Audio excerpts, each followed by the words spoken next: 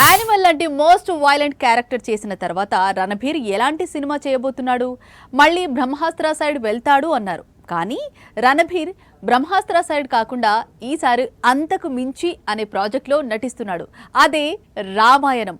వచ్చే ఏడాది రణబీర్ రాముడిగా నటించే చిత్రం సెట్స్ పైకి వెళ్లనుంది. బాలీవుడ్ మొత్తం రణబీర్ జపం చేస్తోంటే రణబీర్ మాత్రం అప్పుడే తరువాత చేయబోయే ప్రాజెక్టుపై ఫోకస్ పెట్టాడు. అయితే అందరూ అనుకుంటున్న రణబీర్ ఇప్పుడు బ్రహ్మాస్త్ర సీక్వెల్ లేదా యానిమల్ సీక్వెల్లో నటించడం లేదు. వచ్చే ఏడాది ఫస్ట్ క్వార్టర్లో రణబీర్ నటించబోయే కొత్త సినిమా ప్రారంభం కానుంది. ట్రెండ్కు భిన్నంగా రణబీర్ ఈసారి రామాయణం నేపథ్యంలో తెరకెక్కే చిత్రంలో నటించబోతున్నాడు. బాలీవుడ్కు దంగల్ లాంటి బ్లాక్ బస్టర్ అందించిన నితీష్ తివారీ ఈ సినిమాను తెరకెక్కించబోతున్నాడు.